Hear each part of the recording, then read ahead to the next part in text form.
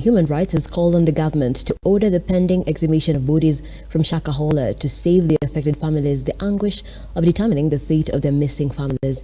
The Commission's chairperson, Roslyn Odede, urged the Cabinet Secretary for Interior and National Administration to ensure the exhumation process proceeds, saying it is a violation of human rights. The activists are now calling on the government through respective agencies led by Interior CS Knchr and Police Inspector General Japheth Kome to fast-track cases involving Shakahola cult leader Paul Mackenzie and over 92 other suspects responsible for over 429 deaths, where 67 adults and 25 children were rescued against indoctrination and radicalization amongst other charges. Recommend that he conducts thorough investigation to ensure that the perpetrators are brought to justice, especially those who bear the highest responsibility.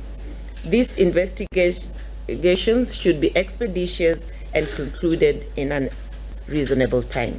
The officials now want the state to swiftly effect prosecution of all security officers responsible and on duty in areas in question as a result of their failure in investigations, prosecution process, as well as the cross-abdication of duty and negligence dated 2017, where numerous reports were made by publics to police stations in the area of gross misconduct and abnormal practices at the Good News International Ministry under the stewardship of one Bengi Mackenzie.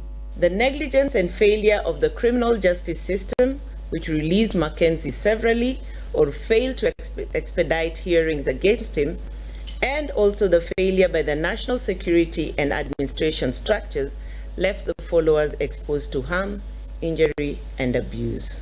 CS Knchr has maintained a hard stance against Mackenzie, facing the most harsh ever charges, with Knchr now demanding facilitation by the state for survivors and victims to regain their crucial documents, including national identity card, birth certificates and passports which had been destroyed, as well as the establishment of multi-stakeholder de-radicalization and rehabilitation centers for the victims. The reason the exhumation was suspended is because of lack of storage.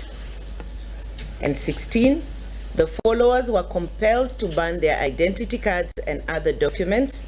The survivors' fingerprints were collected for identification purposes, but they are yet to be issued with new identity cards to date. The lobbyists also want the government to invest in rehabilitation centers countrywide in preparedness for such similar future catastrophe hits.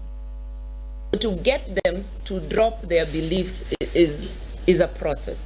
And that's why we are saying that some of these people should not be facing the criminal justice system, but should be being taken through a psychosocial program to de-radicalize them, because we are victimizing them again.